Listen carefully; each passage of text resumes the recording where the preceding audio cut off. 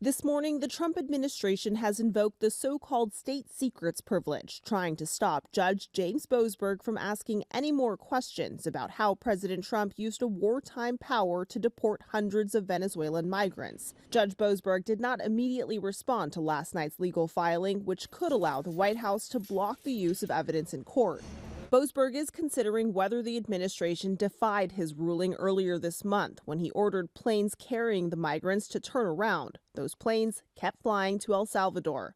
The U.S. Court of Appeals yesterday heard arguments after the White House asked the three-judge panel to step in. Judge Patricia Millett demanded to know why the Venezuelans were deported without due process. Nazis got better treatment under the Alien Enemy Act. People weren't given notice. They weren't told where they were going. The administration's lawyer pushing back. Well, Your Honor, we certainly dispute the Nazi analogy. Arguing Trump was exercising core presidential powers. The administration says many of the migrants are violent gang members, despite some having no criminal history in the U.S. At least 5 have filed declarations denying they were ever in a gang. And now we're learning 8 female detainees were also flown to El Salvador, but had to be returned to the U.S. because El Salvador was accepting only men. A photographer there when the planes landed says many of the migrants appeared stunned when they arrived. It was as if they had just been plucked out of a nightclub or something, the way they were dressed and everything. Watch breaking news on YouTube. Subscribe to ABC7 Chicago Eyewitness News.